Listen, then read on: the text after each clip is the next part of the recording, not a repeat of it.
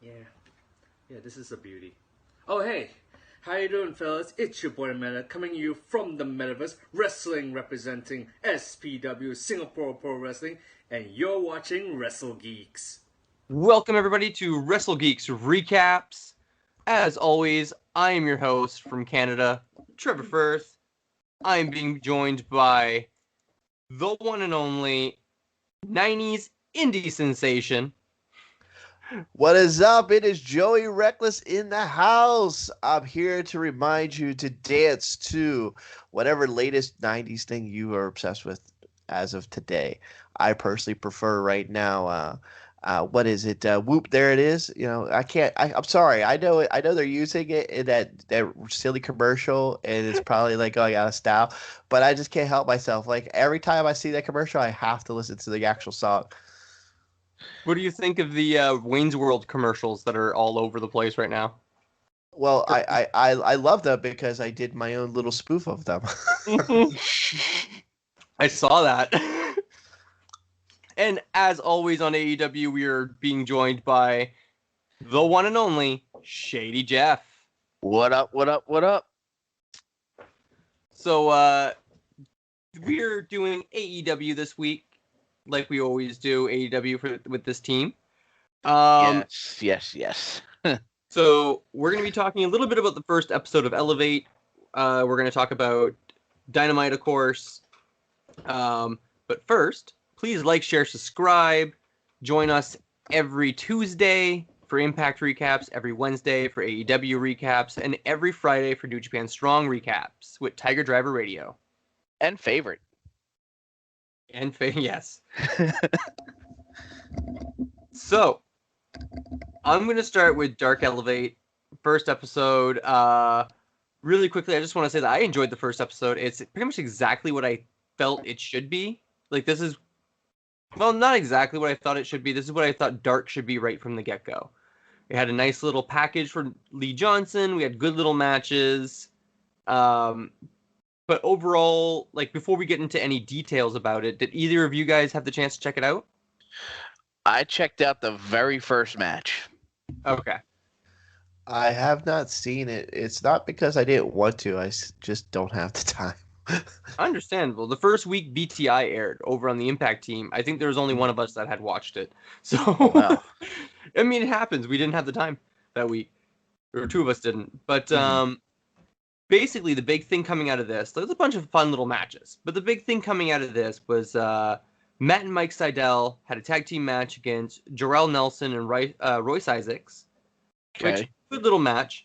But when they got backstage, we had Kenny Omega, Don Callis, and Michael Nakazawa waiting for them, being like, "Oh, good win." And Kenny Omega starts talking about, like, you know, the contenders and who's going to get shots and stuff like this. And Matt Sydal's like, "You mean the my win-loss is going up right now, and, you know, I'll climb those rankings fast."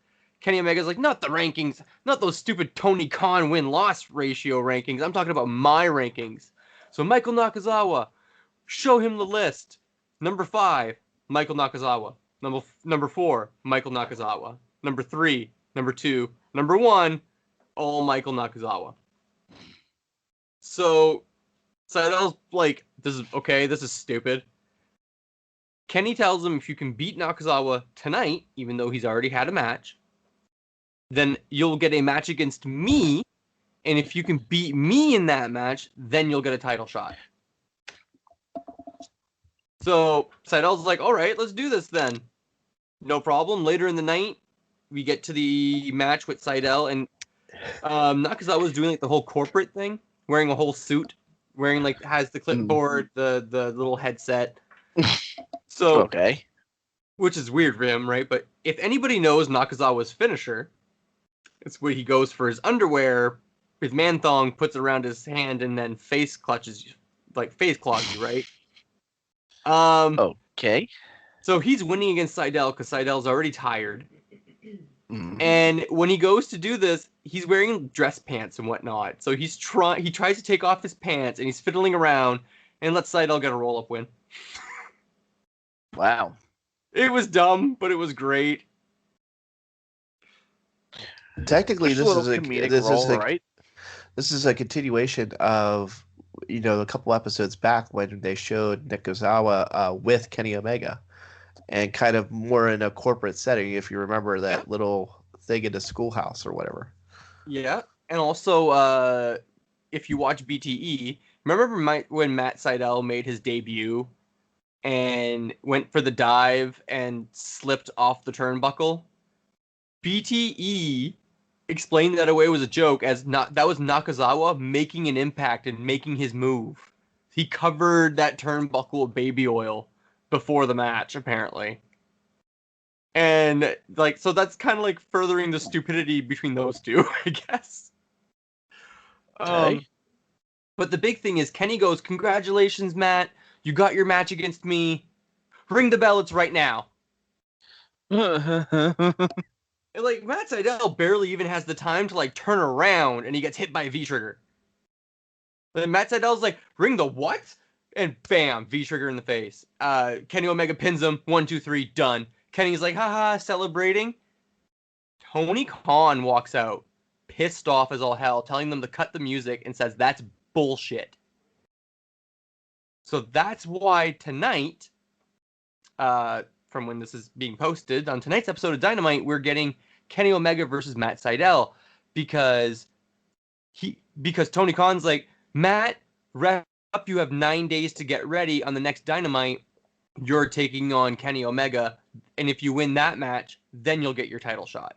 Kenny, I hate being on camera. I hate doing this kind of stuff, but that was pure bullshit, and you forced my hand." And then he just storms off. He does not hate being on camera. This is a continuation of Tony Khan eventually ending up on camera. Say what you will, it is what it is. But they clearly, I think, have realized that they need at least some kind of power authority figure. And if you're gonna have the criticism before from Cody was that no power figure actually has power.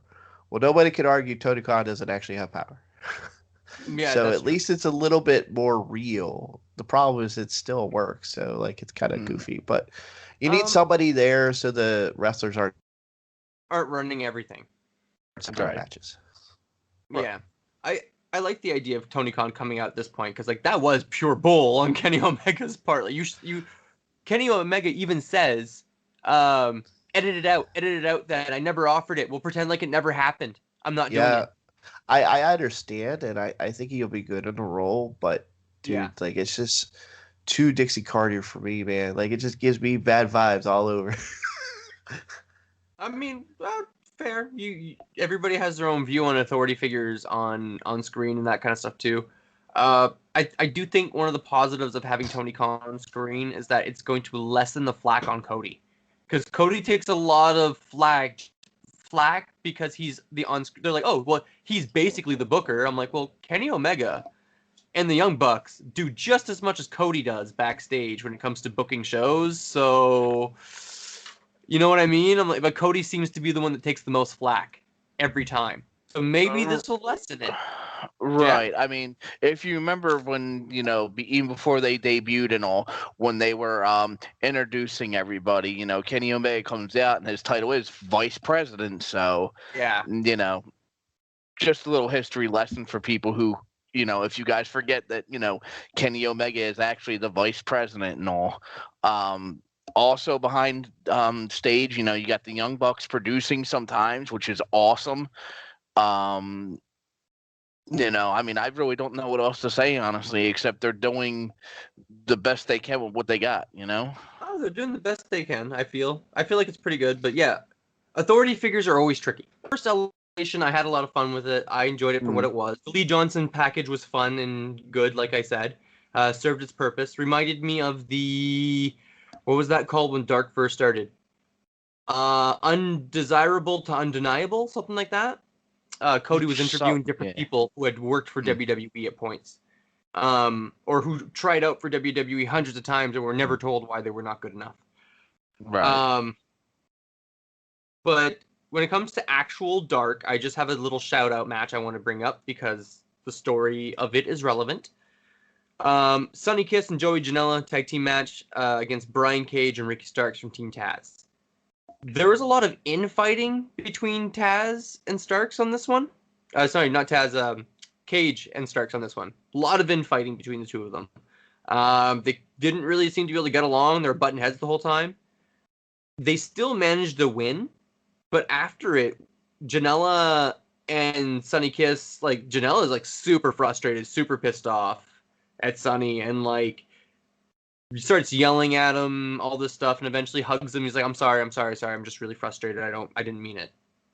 So I don't know if they're teasing a breakup, those two, but we'll see. More than likely, I mean, they could just be experimenting with stuff, maybe. I think they're a great fit together, but I mean, whatever. They're not using. And right now, AEW, in my opinion, is the only company that can experiment with stuff because they have a live crowd.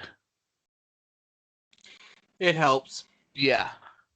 Yeah. You don't have that, that horse shit, this is awesome, fill-in chant kind of like, thing, that Vince does.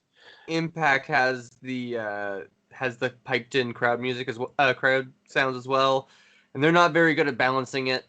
They're really bad at balancing it. But we're gonna go into Dynamite proper for March 17th. This is the St. Patrick's Day Slam edition of. So first match, because we start up with a little video package just showing MJF and the new faction a little bit. Which, they're badass, they're cool. Can't wait to see more. Private plane, stretch limo, all wearing suits. Very reminiscent of the Horsemen. Oh, yes. Absolutely. But the first match of the night, we get the Cody Rhodes versus Pentagon. When it starts up, Pentagon says that, well, we have Alex saying, Penta says... Which I really still enjoy it for some reason. I was like, okay, cool. It's still going 2 weeks in a row, and I still enjoy this. That's a good sign. But he says that Penta's going to make Cody have to take his paternity leave early. So I was like, okay, that's cool. Continuing the whole, like, bringing up the kid thing, bringing up the pregnancy. But as soon as Pentagon comes out, he dives right at Cody to get into the ring to start the match. We get a little bit of we get some decent back and forth between these two, but Pentagon really does just focus on Cody's shoulder the entire match, and Pentagon dominates for most of the match as well. You do get the really nasty barricade dive spot because they teased the barricade at ringside for a little bit, and eventually Pentagon gets laid out on it, and Cody just dives out onto it, and it looked nasty. But I hated the ending of this match, and I'm pretty sure a lot of people agree with me on this one. So Pentagon gets out of a figure four, does the arm break, and Cody basically no-sells the arm break and just rolls up Pentagon for the 1-2-3. I hated that. I hated it so much. No-sell victory? Yeah. Yeah, that's going into business for yourself almost, honestly. I've seen that many times with people. This is Cody not doing his research. It was widely criticized by a lot of armchair quarterbacks, and to be honest, as a wrestler, right? If I go to the trouble of doing a move that Pentagon did, especially after working the arm, and somebody no-sold that, I would be well within my right of at least taking a shot. Dude, think about it. Lucha Underground. He did that to people. They wrote people off TV with that move. When he did it to people in Impact, they wrote people off TV with that move. It was and this was nothing now. Yeah, it buried it. Cody, yeah, I mean that pretty much just killed an important part of his offense. Yep. That's what I meant by Cody didn't do his research on this one. Yep. Didn't understand the importance of that move. We do get a post-match beatdown where Pentagon starts beating down on Cody. the whole Nightmare family comes out, other than QT, who takes his sweet ass time. The beatdown at the end, the QT thing. I'm kind of curious to know where the QT thing is going, because I will on Dark the night before, what's his name? Camarado, the insane asylum guy, the guy who looks like a caveman. He had a match, and QT was still at ringside for him. So it's just a little curious to see where it's going with QT. But in my opinion, go ahead. I'm gonna let you go first. Okay, sorry, buddy. I'm trying to keep an eye on. So for me, this felt like we went backwards a week. This, like, if you flip flop the 2 weeks, this would fit better, right? This felt like more like you're still teasing that he's a heel. In my mind, once he walks away from the group, like, he's much more solidified as a heel. Seems almost like we were pretending like last week didn't happen, and now we're slow playing this even more. I don't understand. Like, I don't care about the storyline. 2, the storyline, again, AEW's having trouble with storylines lately, right, and I don't like to be like a party basher or sort of what, because I really like the product, but the stories have problems in it, and it's not good. And I felt like this was like a thing where it didn't fit with the story that came before it. It wasn't a continuation. It wasn't an increasing of the tension. It was an actual step back, and that's not what you want to do in wrestling. Agreed.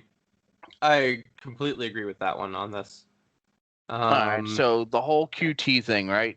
Who would you want to see him tag with? Well, I mean, like, if QT makes his own version of the Nightmare family, like the heel version of it, Camarados are going to be a part of it already. But to be honest, I'm not 100% sure. I'd rather see them bring in a couple of new faces for it. Like, take some of the people from Dark that are already pretty decent. Here's the thing, though, because in my opinion, here's the best way to book this guy. Okay? Private Party against him and one other member from the family, right? Matt Hardy's at ringside. Okay? Yeah. Matt Hardy's at ringside and all.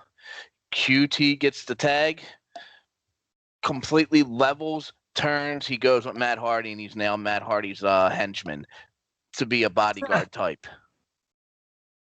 I mean, just being involved in the Hardy Empire might be it.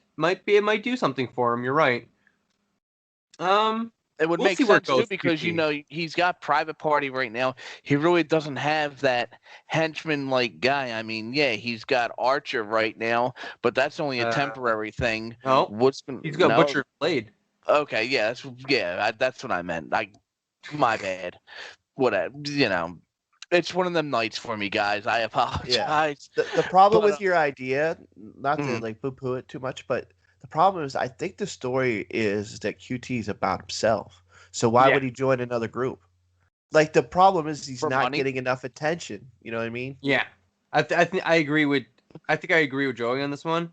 I see him more like propping himself up to be like, well, why does Cody get to be the face of the Nightmare family? Why does it have to be the Nightmare family? True. You know what I mean? Like, next is the Young Bucks interview. So Young Bucks are backstage just saying they're still the best tag team there is. But, I mean, okay. I don't know if you guys heard the Don Callis promo from Impact, which if you did not, you should, because it was one of the best fucking promos of the last 10 years. It was awesome. Really? It was awesome. Yeah, it was really, really awesome. So, but in this promo, Don Callis comes in basically admitting that he faked the attack from the Bucks, the super kick to the face. But, man, Kenny doesn't care about you guys anymore. You're not the elite. You're not what you used to be. When you look at yourselves in the mirror, do you still see the Young Bucks that you used to see in New Japan? I don't. Wow. Oh, man, I'm just paraphrasing here. Like, this is not, like... It was deliberate with a lot more force, and it was deliberate. And it was a little bit longer than that, but that was the gist of it, right? Like that. Yeah, that was. You are no longer who you portray yourself to be. You are not the people I recognize. So therefore, I don't have the feeling to be associated with you. That's the whole point. And basically, you lack the killer instinct. Is what it was. Is what it. I felt like it was Don Callis and Nick. didn't really seem to be effect. Like Nick was whatever, but this was Don Callis speaking directly to Matt, in my opinion, and Matt was completely soul crushed by this. You could see it on his face. Like they really delivered it. You felt that because he was facing more Matt than he was facing. Yeah. Well, I mean, I think because Matt was like right in the camera too, compared like Nick was just kind of standing in the back. Yeah.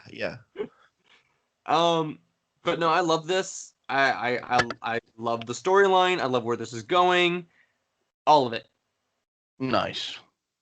Now that we're more focused on this storyline, I like it. Yeah, exactly. And I mean, for Don Callis, it's 2 fire promos in a row. So, match number 2, we have Jade Cargill having her second match in AEW versus Danny Jordan. It was a squash match, pure and simple, but I'm happy to see her again. I'm happy to see Jade come in and just dominate right now. She needed.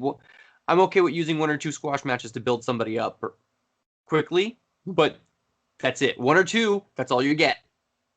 And then she did get in Red Velvet's face again, who was at ringside. So we're gonna get a longer string than that, I'm afraid, to try to give her reps. But my problem is in this matchup, Jade about damn near killed Danny. She threw her with that one overhead toss, and I thought she hit head first. You can't tell me she landed on her neck. She landed very, very, very high. She did. I'm not sure how she was able to continue this match. There's no injury report though. I know, but that's not because she did properly a proper throw. It's more because of just sheer luck. But I'm saying that this throw was very dangerous. She needs to be a little bit more careful about utilizing a proper throw like that. Yeah. She had a great showing her first time out, but they need to be careful with her. Absolutely. She is very strong, and it's very easy when someone jumps with you and someone does maneuvers with you to put too much strength into it. Yeah. This is the problem Ahmed Johnson had. That he didn't know his own strength. But we don't want to repeat the bad stuff with Ahmed Johnson. Where I do think she shines and where she is a star is all the other stuff that is required for a pro wrestler. She has charisma. She pops off the screen. She carries herself in the ring very well. She actually portrays her character while doing her work, which is very hard to teach most wrestlers nowadays. Absolutely. It does not come easy. So she has that stuff figured out. If we could just tweak some of her stuff in ring and get her like more, and all she needs is reps. For what I heard, she's relatively still fresh in the business as far as I know. So she can't just, the fact that she looks as good as she does is kind of like, in my opinion, like a sparkling endorsement of that training facility. Yeah. I mean, she's a super athlete. Let's face it. She is a super athlete. She succeeds at every sport she attempts. Yeah, it's a lot like Kurt Angle in a way. Yeah, exactly. Jeff, anything about Jade Cargill you want to add in? No, I think you guys pretty much covered everything. Yeah. I'm just marking out for the Eagle belt. Yeah. This is a audio only format, but Jeff has been showing off his title belts this whole time. Yes. I have a preference for the Eagle belt. So nice. You want to jump to the next segment? Because this is probably one of the more important segments of the night. Yes, this was... So we get MJF, Tully, all of them, what we've been calling the Horsemen, come out. Tully says that he's been part of some of the greatest groups. He's been around some of the greatest men in pro wrestling his entire career. He came in on top, and he's going to go out on top next to some of the greatest men in wrestling today. He gives the mic over to MJF, and MJF just quickly explains that they are, quite simply, the pinnacle of pro wrestling. And I was just sitting here going, that is the greatest fucking name ever. Like, I'm so glad they didn't go with the Horseman, because it's so original. You know, Yeah. just like Evolution. Everyone's just like, wow, a new Horseman. I'm like, nope, Evolution, baby. Like, you know, same exact feel. You know, when they said Pinnacle, I'm just like, wow. But he goes on to explain the Inner Circle, why he joined them and whatnot. And how before stupid running Jericho down, is. Yeah. Before running down the entire group's accolades. Mm-hmm. Technically, yeah. technically the Pinnacle is a reference to the Four Horsemen. If you go back, you watch the '90s era promos of the Horsemen. They call themselves the Pinnacle of Pro Wrestling. Right. Yes. Yeah, they always have. Yeah. So it still is, you know, it's paying homage to the Horsemen, but it's also, you know, they're making it their own thing because it's not four guys, it's a group of guys who are the pinnacle of professional wrestling. I liked MJF's intensity during this promo. Like, he was phenomenal. Like, I mean, I know everybody thinks like he's great on the promo, and that is his strength. I won't lie, but he was particularly shining bright on this promo. He brought, instead of like all the goofiness and all that stuff, it was way more about intensity and seriousness. And I like that side of MJF. And I think that's more money than the other side of MJF that we've had to see. The goofiness was him pretending to be a part of the Inner Circle and that was him faking it all for Jericho. I still feel like this isn't quite the MJF we had before that either. No. This is a little bit more intense. That's what I understand that, but like I like this version of MJF, the more intense version. Not only that, man, but you know, the second I saw this guy and heard him on the mic and saw him in the ring, and as he progressed every single time you saw him, just like, this guy is the star. Like, yeah, they have Cody, who, you know, is supposed to be the golden boy of the company and all, but they made a star with MJF. They knew. Yeah, absolutely. And, you know, one of the few times where, you know, Triple H dropped the ball, you know, had a chance to sign him and all, and just dropped the ball with him, and now he's kicking himself in the ass for it. You know, speaking of dropping the ball, well, you know what? Let's finish up AEW first before we go ahead and talk about dropping the ball. No, we're not going into that. It's done because we're going to talk about that. We'll probably talk about that for a while. So before we jump to the next segment, keep in mind, this is part of a quarter, right? The next match he's about to talk about. If you go and look up the ratings dropped during this match over 100,000 viewers. And that is the second consecutive week that a segment with Hardy in it drops over 100,000 views during the segment. That's why your argument does not work, because I don't think Hardy can give him the rub that he needs to be over. In fact, I think the group would actually be hurt by a QT being in. Yes. So I forgot about the rating part, honestly. That's my... Yeah, you are completely 100% right, because that's where it all comes down to, is the rating. And when you have, you know, because that's honestly, that's like every other city or every other town in, you know, the U.S. and whatnot that are, you know, completely shutting off their TVs because they don't want to hear or see a particular person.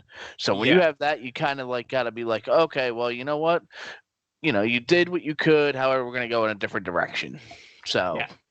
It killed the momentum of the ratings. I mean, it killed the momentum of the ratings. If you go, you look at the quarter hours, the show was on pace to almost clear 1 million views. And they did not accomplish that because people left during this segment, and a lot of them did not come back. Although many, almost, you know, there was a great size majority that came back in later. I'll get to that. I'll bring it up for the segment that actually accomplished that. Guys, for the viewer, this is a 10-man tag match. Right. What are you guys ranting about? I've been trying to say this whole time. This is a 10-man tag match between Matt Hardy, Private Party, Butcher and the Blade versus Jurassic Express and Bear Country. Sorry, I just wanted to get in what we were actually talking about. Well, no, like I knew like you would talk about the match, so I knew that they would connect it too. So, but yeah, no. The story of this match is that the faces couldn't work together. Bear Country and At some point, Bear Country straight up yeeted Marco Stunt out of the ring so hard I was scared for the guy. He almost died. jeez. If you No, go like back, yeah, if you go back and I watch this, if it remember was seeing it. I was a little scary. Butcher saved his life. If you go Yes. back and watch this, Mhm. Butcher, I mean, the other two kind of like they weren't fast enough, but Butcher Mhm. reached up and actually grabbed him and brought him down so he wouldn't land on his head because he almost cleared them, but then Yeah. the other two stopped him, but then that killed his momentum and he was coming down this way onto his head, and Butcher grabbed him and brought him down on his butt. He would have died, or at least seriously got injured if Butcher yeah. was not there. He owes him a beer. Yes, he does. terrifying. And that's why there was so much like I think that's why the heat between Bear Country and Luchasaurus at the end there, at the end of this match looked pretty real to me. Mhm. Luchasaurus looked legitimately pissed off, Right. which I don't blame him. No, I don't blame him either, honestly, because you're there, just to put on a show, not actually kill people, Well, I So- mean, accidents happen. I mean, he's Right. a small guy, but dude, you gotta dial it back if it's a smaller guy. Absolutely. Now, from experience, I was ref one night, right? And guy comes in all jacked up, playing the heel and all, right? And I'm in there like telling him, you can't do that. There's like stop kind of like thing. Here he lunges me, and if the ropes weren't there, I would have got hurt badly because I was headed right for the outside. It was that bad. Like I actually hurt my ribs a little bit on the ropes. He flung me that hard, and I had no way to protect myself or anything because I wasn't expecting it. I also think the problem with this segment is that it doesn't help Jungle Boy continue that momentum that he had Right. after having that match with the member of FTR. This feels like we've kind of lost him in the shuffle again. I understand we're trying to establish Hardy and his real threat, but I feel like they could have picked a different team to put with Bear Country. I will say as well, Elevation and Dark, both shows had 8-man tag matches involving Private Party and Butcher and the Blade on them. So I just saw these literally 3 nights in a row. If you watch all of AEW, you just saw these two teams go together 3 nights in a row. That's A lot of that is good. Yeah, a lot of that's also they're trying to get No. people reps. They're trying to get people, in the ring because they're paying them. I mean, Yes. But I mean, like, you could have given them a match on Elevation, and they explained it on Elevation as them getting in reps, getting in practice as a team together, but then don't give them a match on Dark. They didn't need 3 days in a row, is all I'm saying. It's a little much. That's what you call overbook and overworked. Yeah. It does, the ending of the match, by the way, is Matt Hardy twist of fate on Marco Stunt. But yeah, no, it was not entertaining for me very much either. Like you guys said, like a lot of people tuned off for this. I didn't enjoy it. I mean, terrified besides that Marco one Stunt. mistake, these guys didn't have chemistry. Nobody No. it was not an entertaining match. I didn't like it. I can't really point to you of anything, but of like exactly why. There's just something about the match, and sometimes that just comes down to chemistry or something like that you just can't quantify, right? It's just a feeling sometimes. Even with like a wrestler like myself, like sometimes you come back and be like, I don't know how to feel about that guy. And I mean, the guy's been wrestling for 20 years. So, I mean, sometimes you just can't quantify why you don't like a match, but I did not like this match. Joey, do you want to take us through the Moxley and Kingston promo? Yeah. By the way, the highest rated segment of the night. Yes. Over 800,000 views. So Wow. literally, the match right before this is the lowest rated segment of the night, and this is the highest. So people, like you said, literally tuned off just for this match. Right. Wow. So, and actually more people tuned in to see this. So, guess what, Mr. Khan? You might want to take note of that. Yep. Yeah, absolutely. So Eddie kind of runs the show on this promo, and he's kind of making references to 90s rap, which I appreciate as a man of the 90s. I'm not gonna sit here and pretend I know which ones he's quoting. All I know is they're '90s rappers, and that's all that really matters. And they're badass quotes. And then kind of like Moxley's I did like his energy in this promo. It was very kind of like nonchalant, like I don't care. I Felt want a him little Dean intense. Ambrose-y. I want him. Well, I want him to kind of be like, I want to murder you guys as soon as I can come back. And that was not the energy in this promo. I felt like his energy did not match Kingston's at all. But Kingston's just so phenomenal. I think he kind of carried a lot of this, and they talked over each other a lot. And I know we're kind of technically doing that a little bit here too, but you don't want that in a promo. You kind of want the two to work together, right? We're not paid professionals. just saying. Although, if you'd like to pay me, I would gladly accept that money. But yeah, and that's kind of what it was. But they ended with this quote from, I think it was Tupac. He said like, if you did, what was it? What did he say? It was like something really badass, and that's how they ended the promo. I can't remember exactly the quote, but like it was just a phenomenal end to a promo, and it just hit the point so much. Canadian white boy as it gets. So I'm as Canadian white boy as it gets, man. I'm not the right person. It was kind of like similar to like if you think it was Biggie actually, but I could be wrong on that. Okay, well, I just know it was a '90s rapper, and it was badass. Yeah, quote. yeah. I apologize. I can't research recall for you. But yeah, that was really interesting, and in connection with that, also part of this quarter was the Christian Cage interview that we were promised and did not receive the first time. So this is actually interesting. What they chose to do is a couple different production elements throughout the night. At the beginning, when Penta was coming out, they chose to do a picture-in-picture. So you have Penta coming out, and then he's cutting the promo up in the corner, which is very old school. They used to do that in the '90s in WWE. A lot of companies don't do that anymore, but they utilized that tonight. So they chose to do that. And then this is another production change as well. They did a backstage station, what they have done in the past, but they chose to do it in front of a background. It was a cheesy background. It was not the greatest background, but it was in front of a background. And he did actually talk about like how he's here. He wants to alleviate everybody's fears of why he's here. He's here for one thing and one thing only, the world title. And I'm just like, well, that's what everybody's worried about. I don't alleviate my fear at all.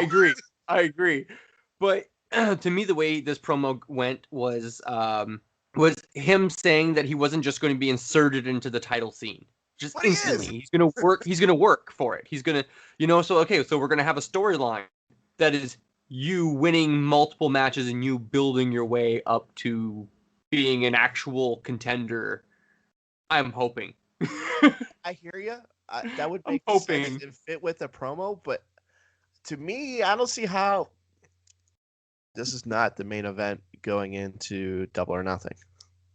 And that's not that far away. That's not that far away. I mean, so we could get some matches, don't get me wrong, but it's not like it's going to be a long drawn out. Like, I got to take a year to build there.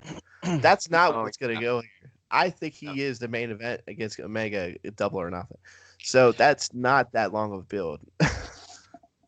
I will say, when they were not in the ring, I was extremely happy.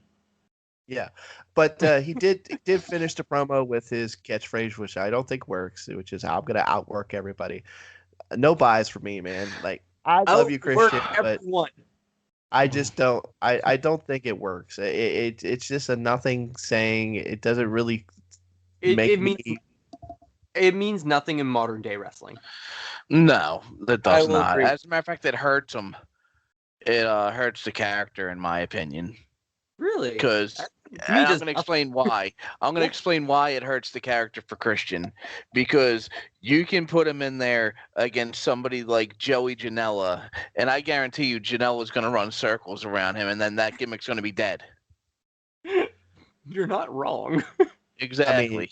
I mean, that's not even like Ray Phoenix. Like, you really think Ray Phoenix is going to run circles around you twice? Exactly. But I get what he's saying. He's not necessarily talking about his work rate, right? He's talking about like all around work. But like I just don't think it makes him a star. It feels like something that he came up with that he thought was cool, but it doesn't work for me. Think of something different. Yeah, I can agree with that. It's not the best. So then we had real quick, then all his credibility shot right there. Because you mean to tell me down the line he's going to have a feud with MJF and he's going to be able to out wrestle, out promo, and the whole 9 yards and outsell MJF? Are you kidding me with that statement? Like, are you kidding me with that?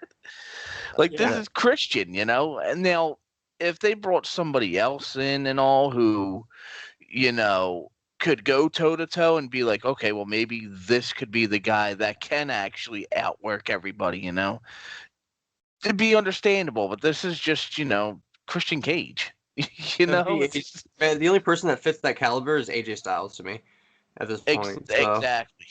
Yeah. But moving on to the next match, which is we have Jon Moxley, Eddie Kingston versus the Good Brothers. Good Brothers attack Kingston on the ramp during Kingston's entrance, and I don't know why it takes Moxley so long to come out. Because you got to keep in mind, Kingston came out of the entranceway, right? Moxley's coming out of the side entrance, which is a whole different area. Man, Mox just stopped doing that. He just fucks over his tag partners. Well, he chose to do that. This was really okay, it wasn't a match. So I have trouble calling it a match, but this was a hell of a segment. It was it told a story. I liked it. It basically what it was is we're gonna beat the crap out of Kingston, set up the hot tag, let Moxley hot tag, go absolutely batshit, and then we go home. And that sounds really, really simplified, but that's kind of what the story was. And they told a really good story. That's exactly point by point what it was. Like, there's nothing more to it. But it sounds simple, but you have to see it. It's one of those matches where if you break it down into its essence, it sounds really, really too simple. But the way that they executed this was perfect. Kingston was awesome at selling, the heat, setting up for the hot tag. Moxley was perfect in running the hot tag, very old school. You think of if they did the same hot tag build in the 80s, the crowd would have lost its shit. That's true. I'm still convinced that if there was a full crowd, we would have got a much better pop. Not that there wasn't, but it's just there's something lacking when there's not 20,000 people sitting there, cheering you on. Not that AEW can draw that kind of crowd, but I'm just happy to hear a legitimate pop, because you know what I mean? Yes. Like hearing hearing all that, fill-in crowd and commotion and all, it's not even believable for me, honestly. So to hear an actual live pop and see fans go crazy, that's all I could ask for. One thing, when it comes to the finish, so the finish is they go for a magic killer on Moxley. Kingston is able to help Moxley counter, and then Moxley cradles Anderson for the pin. Right. Jeff, so having 2 roll-up pins on the same show, how do you feel about that? It's a no-no. Yeah, that is an absolute positive no-no because you're taking away. It's that takeaway factor. You know what I mean? You don't repeat the same finish in the same show. Thank you. I am a small, very small indie booker, and I would never do that. I would never do that. Yep. Why? Because I know for a fact that every wrestler in my locker room is going to yell at me and look at me like I'm a fucking idiot. Yep. If you did that, I would be the guy yelling at you. Yes. So we did forget one side story is eventually the Good Brothers. The beatdown at the end, right? The beatdown. Eddie Kingston at some point suffered a leg injury. But then during the beatdown, they put his foot in the chair and they do the, I'm on the second rope, jump down, snap, the coup de grace basically onto his leg. So Kingston's leg's broken and they put it around Moxley's neck. Basically signifying that they are going to kill him, basically. Right. And that's when somebody intervenes. So who intervenes? We get the Young Bucks. Young Bucks, yep. Because they're like, what are you doing? What are you doing? This is too far. It's too much. Mm-hmm. Right? And that's it. This is it. This is the moment. Don Callis is basically, you see him in the corner just standing there like, this is it. See? I told you. I told you, you're not those guys you used to be. See, Kenny, I told you, Kenny, they're not your best friends anymore. They're not the young bucks that you once knew. You could just see the smugness on his face. And I like Omega's reaction in light of that, because Omega is insistent. No, it's still okay. It's still okay. He's still throwing up the too sweet, and he's waiting, and then he's starting to get mad because he realizes they're not going to do it. They're not going to do it, and he's like, no, you will do it, and then eventually they just walk away without doing it. Well, it's Moxley gets up with the chair, starts swinging around like a madman, right? So yeah, that kind of forces the tension to break. Yeah, automatically, but yeah, it looked like the Good Brothers and Kenny were about to just start beating down on the Young Bucks. So yeah, it was a good segment. I mean, I like the fact that we got like some heat on the heels going into this assuming tag team match at some point. I don't know if they could delay this to Double or Nothing. No, but we'll see. I don't think so. But yeah, this was really interesting, and it technically, in my mind, even though I think the bell did ring and stuff like that, there really wasn't much wrestling. It was a lot of punches and kicks. So to me, I still feel like there's something left on the table for a future match. Yes, this was just like a straight up brawl more than it was an actual match. And then everything goes super haywire in the next segment. Oh, Jesus. Yeah, Sting and Darby promo. Tony Schiavone's interviewing Sting and Darby on the at the entrance, and Sting tells Darby like, okay, well, like you got to start defending that title, and Darby's like, oh, I've had 3 title defenses. The crowd cheers, and he goes, don't cheer that. That's bullshit. I'm like, yeah, it is. I'm sitting here at home watching and go, you're right, Darby. Thank you for calling yourself out. But he then issues an open challenge to Dark Order because of Brody. Which might as well just cut to it now. I'm just gonna John Silver, Johnny Hungry is gonna be taking on Darby Allin for the TNT title next week or tonight. Sorry, but the rest of it though was like, oh man. What the hell are they doing with Archer? Well, like, I don't get it. Why does Archer come out again during this promo? Why does he just come out and say, "Hey, I would like some promo time," and then just walk away? Why? How's this make a big deal? What is this established? How does this build his character in any way? How does this make me see a match between him and Sting? This doesn't accomplish anything. And worst of all, Jake Sting Roberts is cutting a promo that's piss poor. Listen, Jake, what's the greatest promo in the history of the world? But you suck, okay? You suck. Get off my TV. Thank you, Joey. Thank you. I agree, man. I'm fed up with like Jake the Snake. He's done. He's done, man. He's done. So Pass your time. This build of like, we're gonna bring Sting out. He's never gonna get the effing talk. And we just got to, and then that's the only, basically his thing is just here to set up whatever he's going to do next. And this is like driving me crazy because he never gets to talk. Not that I really want to hear him talk, but like every time the music goes off and stuff like that, it makes me less want to see him because it's the same thing over and over and over and over again. I feel like I'm taking crazy pills and I'm in Groundhog Day and it's just the same flipping episode every week. I agree. That's why I was so happy. Like I was trying to be like, I was like, okay, well, like surely, like after like Taz and all that stuff ends, like we can move on to do something different. But no, we're just repeating it for the next thing, and that's like when I got to get a little bit more animated. I got to get a little bit more annoyed about it. Like this sucks. Like and like I'm sorry. Like it wasn't bad enough that Archer comes out and is just he's lost as a character. I'm sorry, he's just lost. Yes. I don't know what I'm supposed to think about him. He's no longer babyface. That's the only thing I know. Other than that, it doesn't make me understand his character anymore. What is his reasoning? What is his drive? None of that is illustrated or helped in this. And then, worst of all, Team Taz comes out and everybody collectively just starts throwing fists on the internet and just like, no, not again. But Yeah, pretty much. like, okay, we can't do this.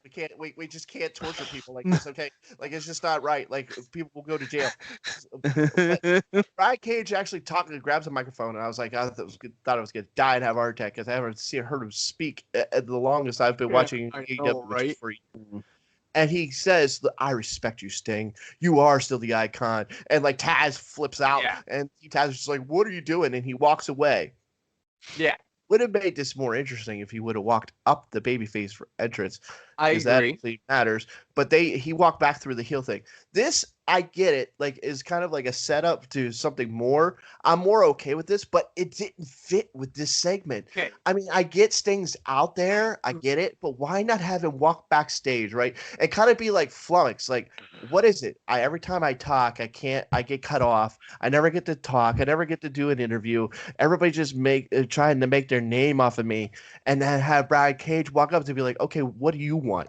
And have him actually pay him respect to be like, finally, I'm getting some respect from somebody. That would make so much more sense. But no, we just got to do stupid, like, Sting! And then Sting comes out and says nothing. And then, like, when somebody interrupts him, he's just like, okay, I'm fine with that. Like, keep interrupting me because I don't care because I get paid anyways. Like, it doesn't fit for Sting because, No, it okay, does. if I'm cutting a promo as a babyface and a heel comes out, the first time, I'm like, okay, in character, right? The next time that heel comes out and interrupts me, I'm like, hey, dude, what is your problem? Nothing. Sting doesn't care. Gets interrupted, never gets to say what he wants to say, and just walks away. This accomplishes nothing. Dude, if they do this next week, I think I might have an aneurysm. Oh, there's like really loud wind all of a sudden on somebody's mic. I think it was Jeff. Not anymore. Okay, there you go. But Jeff, when it comes to Cage, like, I got no issue with Cage giving the respect to Sting, but like you said, it should not have been done like this. It should not have been done in this segment. It was already crowded enough. Right. But Jeff, with Cage and Ricky Starks having back and forth dissension between the two of them on Dark, and now Cage saying that, seemingly going against Taz's wishes here.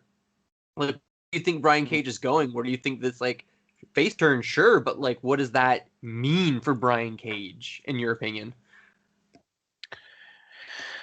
Honestly, it just sounds like he might be another, show or Strowman, honestly, where, 1 week he's a heel, next week he's a face, 1 week he's a heel, next week he's a face, because they just don't know what to do with him.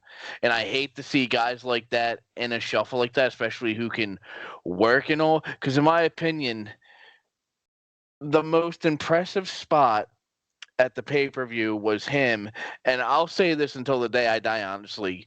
You pick up somebody in a vertical suplex and walk up a flight of stairs with them. That's impressive as fuck. Yeah, it is.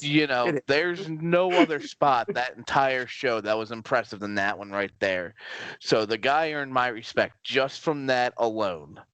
My thought is the reason they're turning him babyface, right? This is my best hope. Omega is a heel. So turning him babyface allows for the potential of him getting a title shot. That's true. I'd be down for that. I'd definitely be down for that. And here's the thing, though. You got to be careful with that because bigger guy could call for a squash match, 1, 2, 3, and then he's a heel again. True. You've seen that many times. I mean, with other wrestlers all over the place. They get booked and they get. Yeah, you don't want to see it. I mean, you don't want to see the flip flop. But next segment, we're gonna move on to it. I think we kind of said everything we have to say about that one. Mm-hmm. Okay, Joey, you were right. Scorpio Sky as a heel just freaking works. This was a great promo from him. I loved it. It was just everything it needed to be. Nice guys never win, and I tried to be the exception to the rule. Just everything about Scorpio Sky in that promo was great. It's money, dude. He's money. Yeah. Like he needs to win the TNT title, and he needs to hold it for a while. And they need to go old school. Have him retained by countout, have him retained by disqualification, yes. have him retained by cheating, all that kind of stuff, and just and have him be like, dude, I told you, I'm done being a nice guy by any means necessary while I hold this belt until somebody pries it out of my cold dead hands, and just be like, and just keep building and keep building, because whoever the babyface is that takes that belt off of him, if you do it right, will mean a whole lot more. That's true. Very old school, Classic. yeah. Classic heel. Yes. It was classic promo delivered in a very great modern way. And That's after that promo, Awesome. guess what? We lost over 100,000 viewers for the next upcoming segment. I don't watch that. I watch the overall ratings for the show at the end, but I never watch hour by hour or segment by segment. Ray Phoenix versus Angelico, and I find that really disappointing, man, because this is the kind of match that only these two guys can have. Angelico can do things that are really fun, really unique, and that I've never seen replicated anywhere else. And he can only do them against specific people who can actually keep up with it. And Ray Phoenix is one of them. I think it's just Angelico.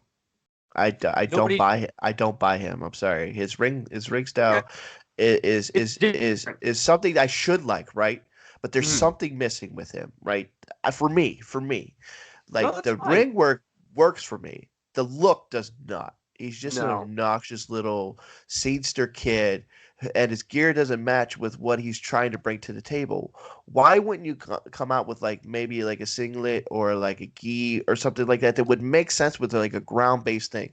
Instead, he comes out with just for me, what drives me crazy about him is his entrance, right? Which we didn't get to see this time, but usually he comes out and he just kind of la-da, coming out, kind of bebopping a little bit, and there's no intensity to it whatsoever. I'm sorry, but if you're a submission guy, you got to be intense. And I do not get that from him. So I don't think I think his style doesn't fit how he carries himself in the ring. And I think that's what separates me from him. I will agree there's a disconnect there for him. But Phoenix does win this with a really nasty looking driver. Jesus. It was essentially the Rikishi driver. Yeah. I mean, Phoenix is landing recently. Some of Phoenix's drivers have been looking really nasty. They've been looking. They're safe, but they've been looking very devastating. The problem with this move, though, is he can't do it to a lot of people. No, he can't. But I like AEW how people have variety in their finishers. Like when Ricky Starks is fighting a smaller guy, he'll use the Rochambeau. If he's fighting somebody who's too big, he'll use the spear. I agree, but it is a problem because then that you have to develop and get people to accept different finishers, which is not a problem if you have a lot of TV, which they do. It's just it can lead to confusion, kind of, for the fans. I'll be honest, in my personal opinion, having a finisher and having it be the only move that you win with, that's pretty lame. I know, but you gotta remember I'm old school. So here in PA, that's kind of our whole thing is you gotta have one finisher and then one finisher only, and that's the only thing you go home with. So I can understand that, I think we're kind of stuck back in time, to be honest. That might just be a preference of me. I like the idea Well, of two not really, because Baron Corbin just talked about that. He has the end of days, and it's protected. Nobody's kicked out of end of days once he hits it, which is very, very rare these days for a finisher to be protected. Yeah, that's why we do it. Angel. The next part, which I think actually had more to do with the dying and the ratings, which I think it might not necessarily climb as high as 100,000 viewers lost, but it was a lot. Yeah, is Miro. Kip and Miro. This storyline. They're okay at this point. I was so pumped because Miro's like, I am not taking this matchup. I was like, yes, and the whole internet collectively was like, yes. And then by the end of it, Kip says, we accept. What? Yeah. No. Come on. So Jeff, how many after they lose, because they will lose at the arcade match? Do you picture Miro putting Kip straight through like a claw machine or something? Yes, 100% yes. Especially I after think what he claw said that you machine don't would give be a damn good. about him or his wife or anything. Yes, absolutely. No, yeah, it has to go this way at this point, right? Like Yeah. it has to go this way. Is it wrong Yep. that I would want the machine to still work and Miro actually come up with the claw? Is that just me? I want the visual of the claw coming down on his head or something at the end. Yes, Mhm. that's why I mentioned the claw machine. And, um, and then we got the main event, which and then we got the main event. picked up the ratings all the way down from like the sixes as high as 730, I believe. Oh my god, dude! I can't. This match is just And I don't wow. understand why the ratings were down that much. In all honesty, I don't understand it because, in my opinion, I haven't seen a match like that since ECW Beulah versus Alfonso. This is I AEW just match of the year candidate for me. I feel So, like people turned yeah. off during the previous segment, and many of them did not come back. I don't understand why, because we knew this main event could potentially deliver, but for Well, whatever they're reason, shooting themselves they in the picked ass up now. viewers, but they just did not. They were not the highest rated segment of the night. Which is ridiculous. But if you look at their Agreed. YouTube numbers on this match, Mhm. through the roof. I believe it. Their YouTube numbers for this are through the roof. I believe it. It AEW, okay, ratings are not the be all end all anymore because too many people PVR things, too many people watch things off. Like, we don't have the fight numbers. Fight TV. Right. We don't have the fight TV numbers. I know. That's how I watch it. Yeah, I'm just saying that it's just information that I came Yeah, across, no, and I'm just sharing that. it's cool. That's all. It's cool. Yep. But I'm just, for the viewers, in my opinion, it is not the be all end all anymore as like it used to be. Because not enough people actually watch TV. Right. For instance, I barely watch any wrestling live. I tend to watch all my wrestling the next morning. So this match, yes. it was good. Not as good as people want to say it is, but it was good. It was the best women's match I've seen in AEW. Now, I don't think that's saying a whole lot, but it's also probably top 10 match, maybe even top 5 of this year. And when I say this year, I'm talking from WrestleMania to WrestleMania, okay? For me, I just like mean 2020. because I would say Survivor Series, Roman Reigns versus Drew McIntyre was my favorite match of the year. I don't watch anything else. Sorry, I deal with it. And this was up there, but it just wasn't as great as people wanted to make it out, which was like the greatest women's match in history of the world. Sorry, Asuka, Charlotte disagree. No. Like, okay, I'm not a big WWE fan. Everybody knows that. Don't make it a secret. But like, I have watched a lot of it, especially in like the big women's era of WWE. But this for me was my top AEW match of 2021 so far. Yeah. Men, women, tag, anything. This was the best one so far for me. I just had everything they had everything I needed this match to have, everything I felt this match needed to have, and then some. They surpassed my expectations. They chose the right layout to start this match off, which if you're in a blood feud, people at home, okay, wrestlers, if you actually watch this podcast and you build up a feud where it's supposed to be a blood feud, you do not go out there and wrestle, okay? You go out there and you beat the crap out of each other, and that's exactly what they did. They literally started the match off with Thunder Rosa going outside the ring, and Brett Baker and they're like in a full air raid crash, like they're right just on the freaking ramp. Oh, punches and that yes, she hits an air raid crash right off the top, right on the stage. I mean, that's how you start off a program that's hot. That's how you start off a match that's built up to this level. And that was the starter, and they kept that momentum. I don't know how. They kept that momentum up the whole match. Now, yes, was it a little spottish?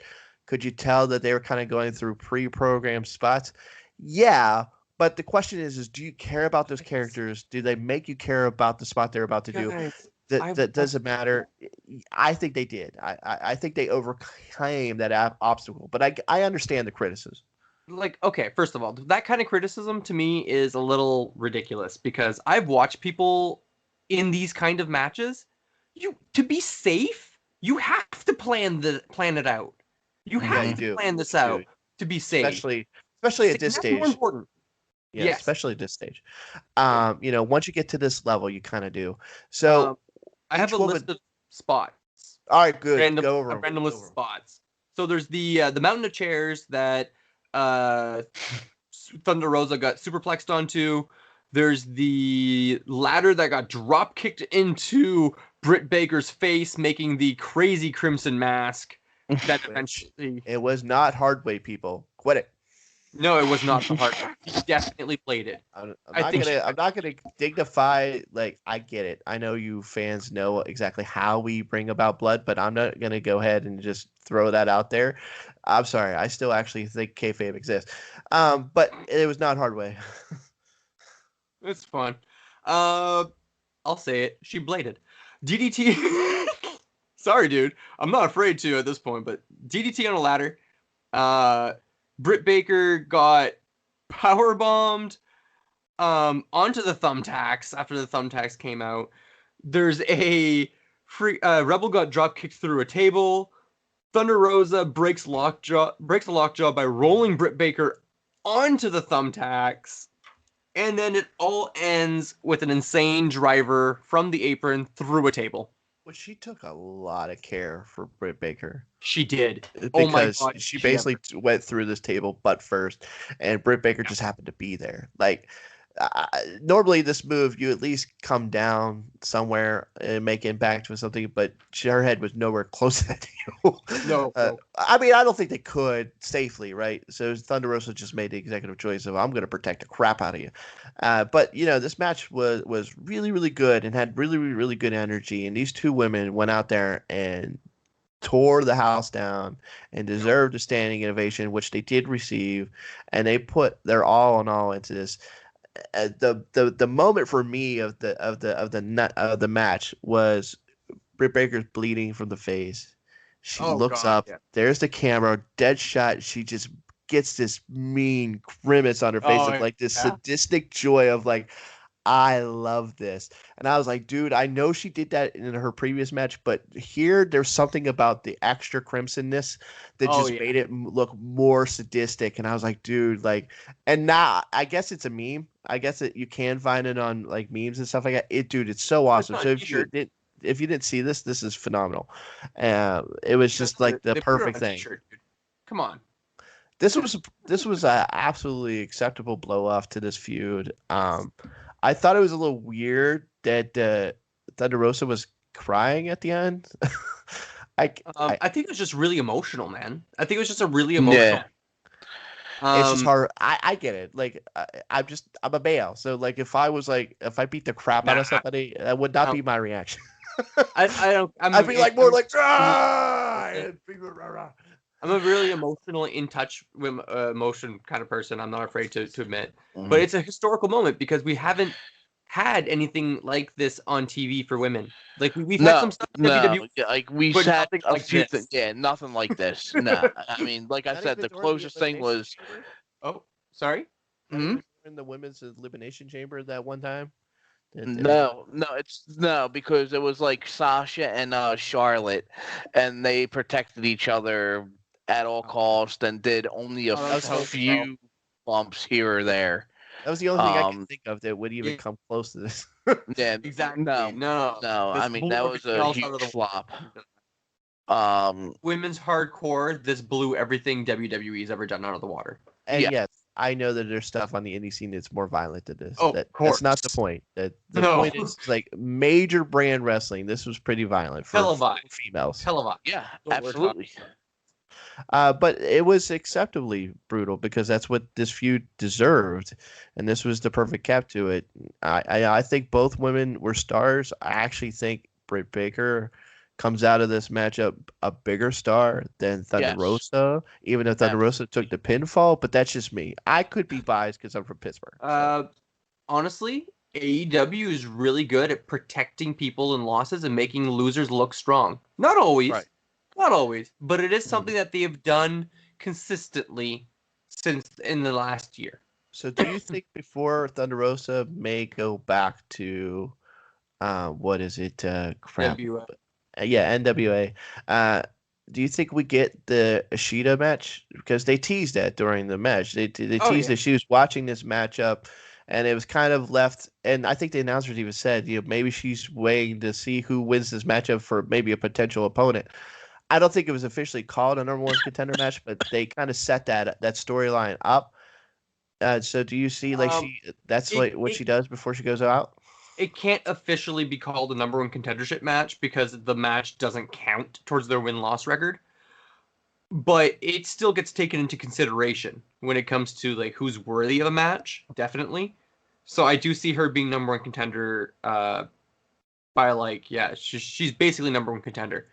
But I'm looking something up very, very, very quickly.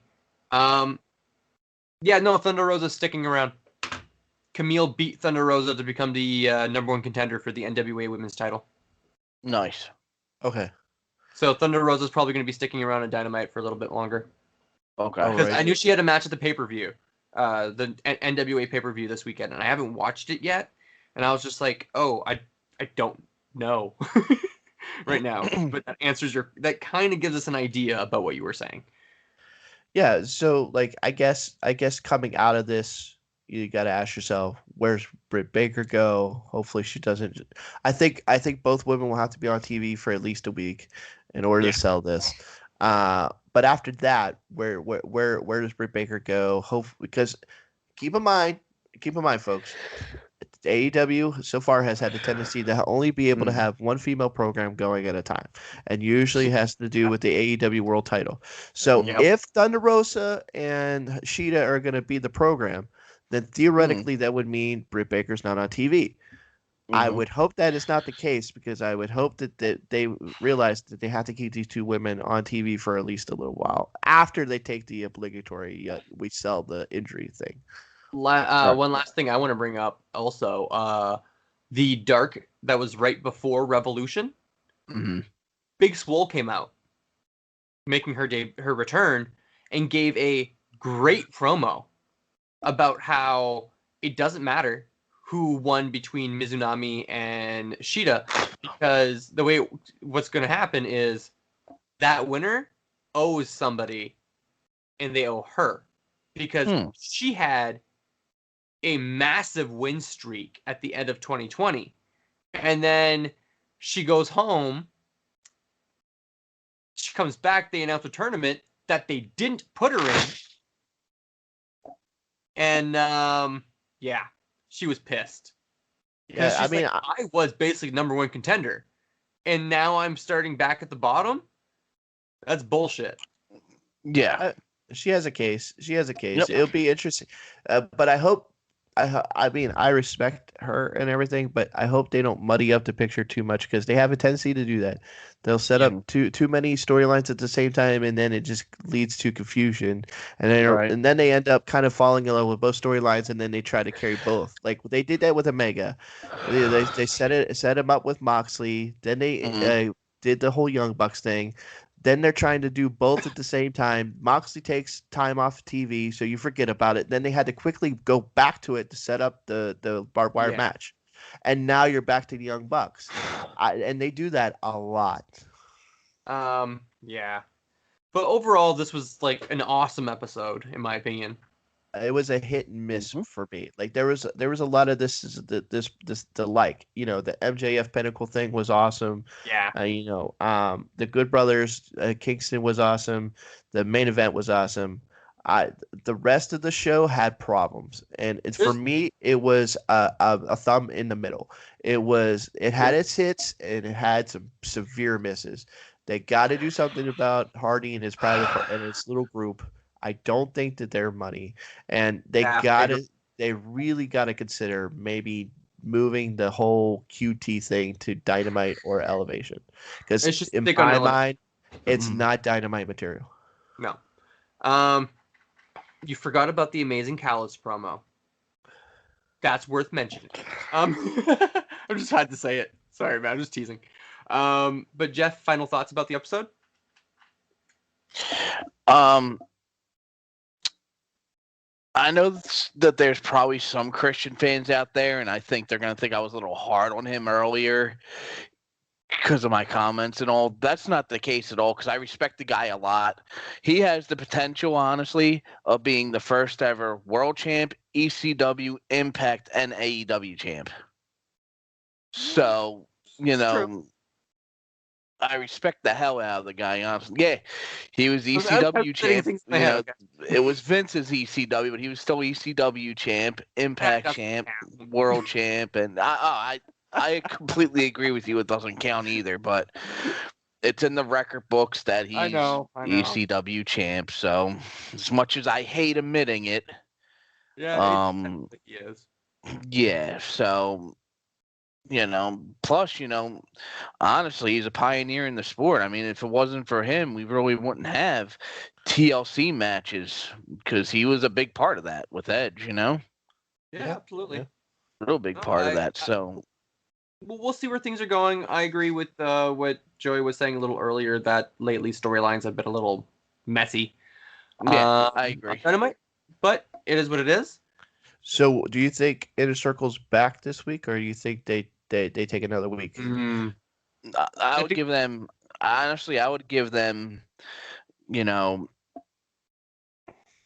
least maybe the whole month off, since there's only 2 weeks left in the month. I'd give them the rest of the month off and come back strong in April. That's not a bad idea. I'd give them at least one more show off, guaranteed.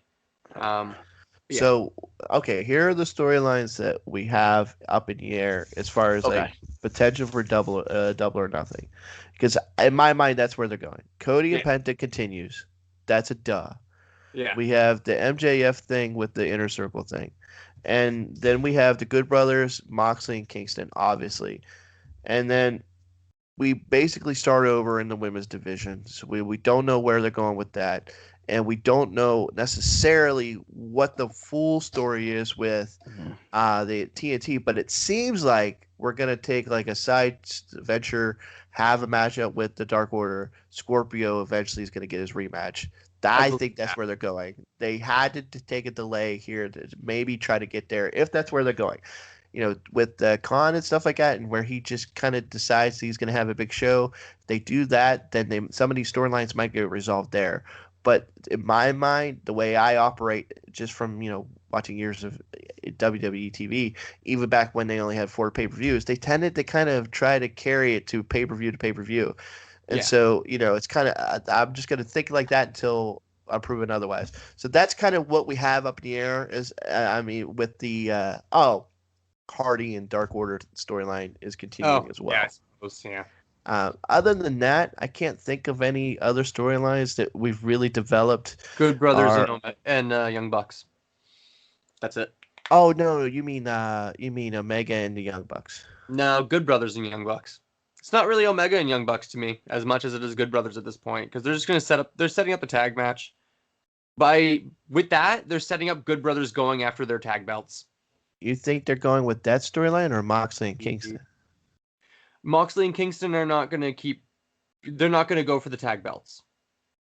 They're not going to, they're going to go after, they're not going to get involved in that, per se. I think the big money match and the big goal that they want is Young Bucks versus Good Brothers. Oh, we forgot about that. I forgot about once they broke AKA they broke Kingston's knee. Ankle. Knee or ankle, yeah. I forget what they said, but so Kingston's probably going to be off TV for a little bit. Yeah, and I'm guessing, Kingston's gone. There goes Moxley's backup. This is the opportunity for him to step away for a while. Moxley, could this be like what you're saying, is that they're going to use this opportunity to kind of write them off of TV for a while, put this to the side, and then focus more on the Young Bucks then? Young Bucks and Good Brothers is what they're going to focus on more, in my opinion, because Good Brothers are taking time off of Impact TV. Yeah, they also dropped the belts. They dropped the belts, and they specifically Scott D'Amore told them, take some time off and go deal with some of the stuff you have to deal with. Then come back at Rebellion fresh. Okay. So but other than that, I can't think of any other stories that we have set up. I'm going to be interested to see where they go in the women's division. I'm going to be interested to see if I do think they're kind of one other storyline. The only thing I can think of is Cage and Taz. They developed that, and we forgot Archer and Sting. Maybe. I don't know. All that's a little too early for me to tell what's going on, I think. I mean, obviously they're working towards something. I just don't know what it is yet. So. But, all right, cool. We're going to wrap up AEW there for tonight. We're almost at an hour and a half. Nah. Quite a while. Real quick, Fastlane, botch after botch after botch after botch in the show. That's pretty much what I heard. Yeah, that's pretty much what the show is. There's really nothing to go over with Fastlane. It was really, really, really, really bad. Watch the main. Really watch bad. Drew and Sheamus. That's it. That's all you need. I mean, always watch. Other than that, there was nothing on the card. Nope. Nothing at all. That's pitiful. Well, guys, like, share, subscribe, leave a comment down below. Let us know what your favorite moments were. Absolutely. Let us know how much you hated Fastlane, how much you don't like WWE. And yes, I apologize for everybody's ears, like when I go flipping out about Sting. That was a great moment, man. But no, it's understandable. I will be seeing you all on Friday with New Japan Strong with Tiger Driver Radio, and Joey, Jeff, I'll meet you here again next week for Dynamite. So yeah, absolutely. Have a good one, everyone. This is Joey Reckless saying wrestling is more real than you'd think.